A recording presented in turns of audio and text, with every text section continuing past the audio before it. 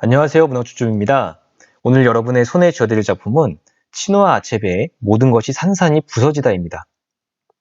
치노아 아체베는 1930년 나이지리아 동부 오기리라는 곳에서 태어난 아프리카 대표 작가입니다. 오기리는 일찍부터 영국인 선교사들이 활발한 활동을 한 곳이기도 한데요. 그 때문인지 치노아 아체베는 기독교 집안에서 자라죠.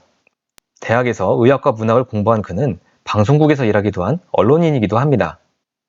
미국의 대학에서 객원교수로서 생활하면서 영문학을 가르치기도 한 지식인이죠. 그는 조국 나이지리아 독립 이후에 정부에 참여하기도 했지만 정부의 부정부패에 환멸을 느끼기도 합니다. 이런 부분은 지난번에 소개해드린 케냐의 작가 은국이와 시옹호와도 비슷한 점이기도 합니다. 아무래도 비슷한 역사를 가진 두 나라의 지식인으로서 유사한 아픔을 겪을 수밖에 없었던 것 같습니다. 작가로서 치노아 아체베는 아프리카 현대문학의 아버지라고 불릴 정도로 대단한 위상을 가지고 있는데요. 아프리카 문학을 소개하면서 이 사람을 빼놓고 이야기할 수 없다고 할 수 있습니다. 모든 것이 산산이 부서지다는 1958년 발표된 치노아 아체베의 대표작입니다. 나이지리아의 전통 부족인 이보족이라는 부족이 가지고 있는 전통사회와 문화, 그리고 그것이 서구 문명의 침입으로 인해 무너져 내리는 모습을 그려내고 있죠. 서구 제국주의에 의해 아픔을 겪었던 나이지리아의 상처를 보여주고 있는 작품입니다. 이 소설은 영국인 작가 조지프 콜레드의 암흑의 핵심에 대한 아프리카의 대답이라고도 할 수 있겠는데요. 아프리카는 암흑의 공간이 아니라 고유의 정교한 사회와 문명을 이루고 있었던 곳임을 보여주기 때문입니다. 실제로 이 소설을 읽다 보면 전통 부족인 이보족의 문화에 대해서 잘 알 수 있죠. 그리고 그들의 문화가 서구인들이 생각하는 것만큼 야만적이거나 원시적인 것이 아님을 알게 됩니다. 그럼 지금부터 이 작품을 함께 읽어보시겠습니다. 이 작품에 등장하는 주요 인물들을 소개하겠습니다. 이 소설의 주인공은 오콩코란 이름의 남자입니다. 나이지리아 지역의 전통 부족 사회의 일원이고요. 그는 부족에서 상당한 지위를 획득하고 있습니다. 그의 아들인 은호에와 인질로 잡아왔으나 양자처럼 된 이케메푸나가 등장하죠. 오콩코의 친구인 오비에리카와 외삼촌 우첸두 역시 주요 등장인물입니다. 이 작품의 주요 줄거리를 소개하겠습니다. 우무오피아란 마을에 살고 있는 오콩코란 남자는 힘과 성실함, 전통적인 남자다움으로 널리 명성을 떨치는 사람입니다. 그는 젊은 시절에 씨름 챔피언으로서 이름을 날렸고 얌이란 이름의 전통 작물 농사도 열심히 지어 척박한 환경 속에서도 많은 수확을 올려 사람들에게 인정을 받고 있었죠. 그가 악착같이 사는 이유는 사실 돌아가신 그의 아버지 무노카 때문이라고 할 수 있는데요. 무노카는 음악을 사랑하는 한량으로서 당시 전통 부족 사회에서는 인정받지 못했죠. 오콩코는 아버지처럼 살지 않고 어떻게든 부족에서 인정받아 유능한 남자에게 주어지는 칭호들을 받아서 부족장까지 오르려고 하는 야심가이기도 했습니다. 그래서인지 그는 부족 간 싸움에도 항상 앞장서고 가족들에게도 약한 모습을 보이지 않기 위해 감정을 항상 절제하는 생활을 하고 있었죠. 어느 날 이웃 부족이 오콩코의 부족 중 한 남자의 아내를 살해하는 사건이 벌어지게 되는데요. 오콩코가 대표로 이웃 부족에 가 전쟁을 택하거나 인질을 보내라는 최후 통첩을 하게 됩니다. 이웃 부족은 오콩코를 성대하게 대접하고 여자 하나와 남자 하나를 인질로 보내는데요.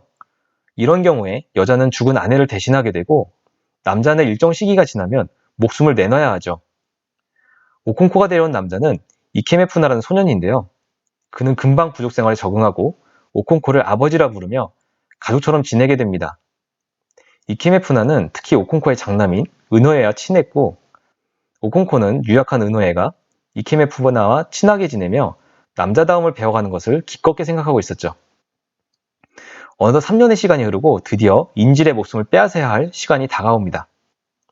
부족 사람들은 오콩코를 아버지라 부르며 따르던 이케메푸나를 어떻게 오콩코가 처리할 수 있냐며 그를 빼려고 하지만 정작 오콩코는 약해 보이기 싫어서 결국 이케메푸나를 살해하는 일에 동참합니다. 그리고 이 일은 아들 은호에게 큰 상처가 되죠. 한편 오콩코에게는 3명의 아내와 많은 자식들이 있었는데 오콩코는 많은 자식들 중 에진마라는 딸을 특히 사랑했고 야무진 에진마가 아들이 아닌 것을 늘 아쉬워했죠. 그런 에진마가 어느 날 열병이 들어 죽을 위기에 처하는데 무당이 그녀를 치료한다며 한밤중에 신전으로 데려가죠. 에진마의 어머니 에케피는 혹시 딸이 해를 당할까 두려워 부족의 금기를 깨고 몰래 무당의 뒤를 밟는데 딸을 극진히 사랑하는 오콩코도 함께 따라갑니다. 다행히 에진마는 해를 입지 않고 무사히 돌아와 건강을 회복하죠. 얼마 후 부족의 명망 높은 노인이 사망해서 장례식이 열리는데 오콩코가 그만 실수로 총을 오발하여 부족 사람을 죽이고 맙니다. 부족의 관례에 따라 오콩코 일가는 부족을 떠나 7년간 유배 생활을 하게 되는데요. 그들은 오콩코의 외삼촌 우첸두 아래서 생활하게 됩니다. 외가에서도 특유의 생활력으로 생계를 꾸리는 오콩코에게 어느 날 친구인 오비에리카가 방문합니다.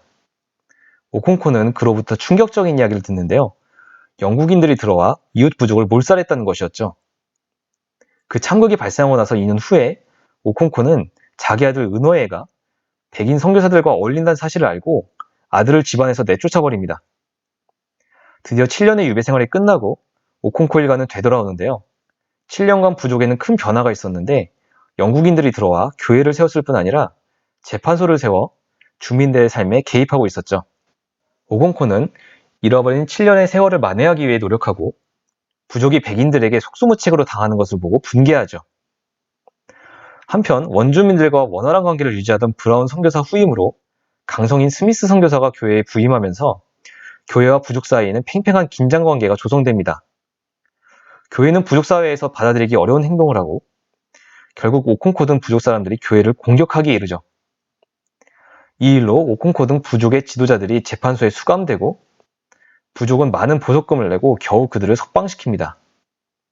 하지만 백인들에 대한 오콩코의 분노는 극에 달해 있었고 부족의 회합에 염탐하러 온 백인의 앞잡이들을 살해하고 말죠. 영국인들은 오콩코를 체포하러 사람을 보내는데요. 그들은 오콩코가 목을 매 자살한 것을 발견하게 됩니다. 이제 이 작품에 대한 감상평을 공유하겠습니다. 먼저 언제든 산산이 부서질 수 있는 인생에 대해 생각해 보겠습니다. 소설의 주인공인 오콩코는 부족 내부에서 인정받지 못하고 아무런 기반도 남기지 못한 아버지 우노카를 극복하기 위해 부단히 노력합니다. 오콩코가 속한 부족은 용맹을 미덕으로 삼는 종족이었기에 오콩코는 자기 용맹이 상처를 입는 것을 극도로 꺼리죠. 그는 평생 어떤 두려움 속에 살았는데 그것은 실패와 유약함에 대한 두려움이었다. 애정을 보인다는 것은 나약함의 징후였고 내보일 가치가 있는 유일한 것은 힘뿐이었다. 이런 문장을 통해서 독자는 힘과 강인함에 대한 오콩코의 집착이 어느 정도인지 짐작할 수 있습니다. 이렇게 공들여 쌓은 탑임에도 불구하고 오콩코는 소설 속에서 두 번의 위기를 겪게 되는데요. 첫 번째 위기는 실수로 부족 사람을 살해했을 때입니다. 장례식에서 총의 오발로 사람을 죽이게 된 그는 가족들과 함께 부족을 떠나 7년의 유배 생활을 하죠.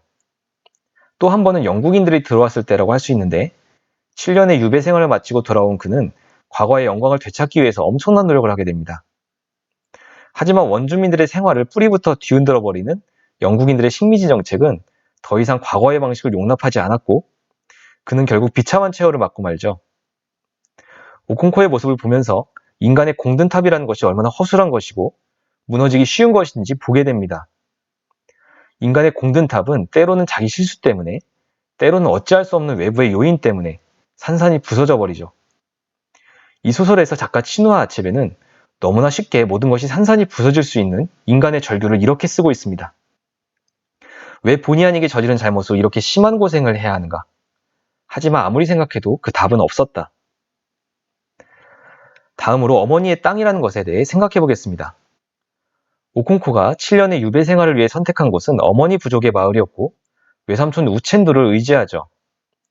우첸두는 나이 많은 노인으로 상당한 해안을 가진 사람이고 조카인 오콩코에게 이런저런 말로 위로와 격려, 조언을 합니다. 그 중에 제 관심을 끌었던 우첸두의 말은 죽고 나서 어머니의 고향에 묻히는 풍습과 어려움을 겪을 때 어머니의 고향을 찾는 전통과 관련한 것이었는데요. 그는 조카 오콩코에게 이렇게 이야기합니다.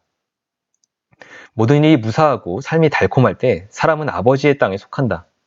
하지만 슬프고 고통스러울 때는 어머니의 땅에서 위안을 찾는다. 어머니는 이럴 때 너를 보호한다. 여기서 아버지의 땅은 일상을 살아가는 공간을, 어머니의 땅은 휴식과 위로를 얻는 공간인 것 같습니다. 오콩코는 첫 번째 위기 때는 어머니의 땅을 찾아냈지만 두 번째 위기 때 그것을 찾아내지 못해 자살을 택하고 말죠. 누구나 오콩코처럼 만사가 잘 풀리고 위기가 없을 때는 잊고 있지만 슬프고 고통스러운 순간에 찾게 되는 어머니의 땅이 있을 겁니다. 그것은 사람에 따라 고향일 수도 있고 부모나 가족의 품일 수도, 다른 어떤 것일 수도 있지만 중요한 것은 누구에게나 그런 곳이 있어야 한다는 겁니다. 그래야만 실패할 때 고통과 슬픔을 이겨내고 다시 일어날 수 있는 힘을 얻을 수 있는 것 같습니다. 마지막으로 이 작품의 서술 특성에서 드러나는 전통 문화에 대한 작가의 자부심을 살펴보겠습니다. 이 소설은 크게 두 가지 내용으로 구성되어 있는데요. 전반부에는 오콩코라는 인물이 전통 문화 속에서 성공과도를 달리다가 실수로 좌절하고 이를 극복하는 모습을 그리고 있고, 후반부에는 영국으로 대표되는 서구 문명의 침입으로 인해 오콩코가 목숨처럼 여기는 전통 문화가 무너지는 모습을 보여주죠. 흥미로운 점은 이 소설의 제목이 모든 것이 산산이 부서지다인데, 산산이 부서지는 후반부에 비해 전반부의 분량이 압도적이라는 겁니다. 이 책의 주제의식이나 전하고 싶은 메시지를 생각하면 후반부에 주안점을 두고 더 많은 분량을 할애해야 될 것 같은데 말이죠. 어쩌면 작가가 전하고 싶은 진짜 이야기는 전반부에 있었던 것이 아닐까 싶기도 합니다. 오콩코 부족의 전통 문화와 그들의 삶과 생각을 상당히 자세하게 묘사하고 있기 때문이죠. 작가는 이 소설의 마지막 부분에서 영국인 치안 판사가 집필하고 있는 책의 제목을 반박하고 싶었던 것 같습니다. 그는 많은 생각 끝에 이미 책의 제목을 정해놓았다. 니제르강 하류 원시 종족의 평정. 어쩌면 치누아 아체베는 아프리카 전통 문명을 원시적인 것으로 비하하는 시각을 반박하고자 했던 것이 아닐까 싶습니다. 오콩고 부족의 삶과 문화는 고유의 세련됨과 가치를 가지고 있다는 점을 보여주면서 말이죠. 그리고 그가 이렇게 하고 싶었던 이유를 짐작할 수 있는 대목이 있습니다. 우리 부족은 더 이상 하나로 뭉쳐 행동하지 않네. 그가 우리를 함께 묶어두었던 것들에 칼을 꽂으니 우리는 산산이 부서지고 말았네. 아프리카 고유의 문화와 그에 대한 자부심은 아프리카 사람들을 하나로 뭉쳐주는 것이기 때문에 거기에 꽂힌 서구인의 칼을 뽑아내고 싶었던 것이죠. 여기까지 모든 것이 산산이 부서지다 줍줍이었습니다. 아프리카 현대문학의 아버지라 불리는 치누아 아체베의 대표작답다는 생각이 듭니다. 이 작품에서 담고 있는 내용이나 주제의식이 상당한 가치를 가지고 있다고 볼 수 있고요. 서구 중심의 문학에 약간의 지루함을 느끼시던 분들에게는 꼭 추천드릴 만한 작품입니다. 지금까지 문학주주비였습니다. 다시 다른 영상으로 또 만나 뵙겠습니다. 감사합니다.